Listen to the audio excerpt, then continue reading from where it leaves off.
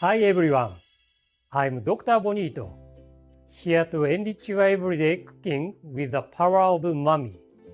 Today, I'm going to show you how to make ozoni, a traditional Japanese New Year's soup.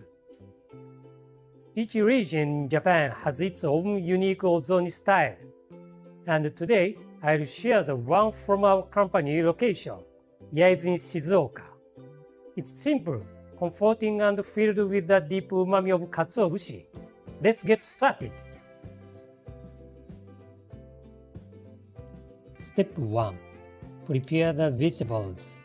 Let's begin with the daikon. Peel it, then cut it into half-moon slices, about 1/8 inch 3 min thick.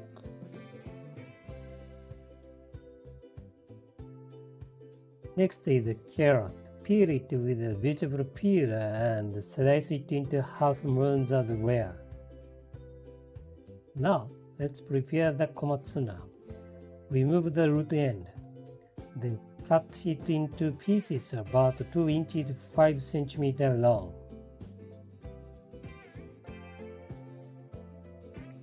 For the Japanese taro, or satoimo, peel it and slice it into 1/8 inch 3 mm rounds.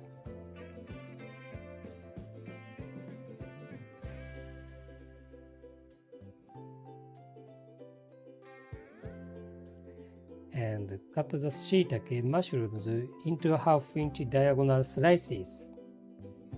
That's it, vegetable prep is done. Step 2. Make the dashi. Now we'll make the dashi broth for our ozoni. Lightly wipe the surface of the kombu to remove the white powder on the surface. Place the kombu into a pot of water and turn on the heat. This temperature around 140 to 160 degrees Fahrenheit, 60 to 70 degrees Celsius is where kombu releases the most umami, so we want to warm it slowly and gently. As the water warms up, small bubbles will start to appear on the bottom of the pot. When you see those bubbles forming, remove the kombu. Once you remove the kombu, turn off the heat and add the katsuobushi. After adding it, don't stir or press it down.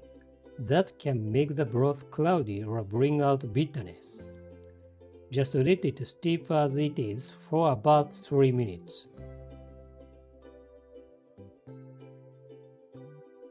After 3 minutes, stir in the broth through a sieve lined with a paper towel. It's hot, so be careful not to burn yourself.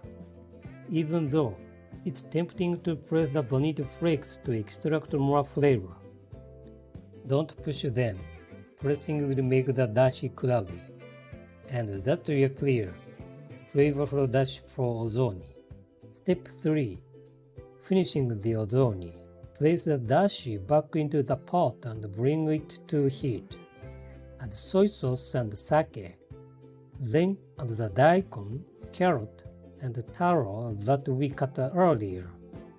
Simmer over low heat for about 15 minutes until the vegetables become tender. Next, add the mochi. It's plain, unsweetened mochi called kirimochi in Japan. You can usually find it at Japanese grocery stores or in the Asian section of big supermarkets.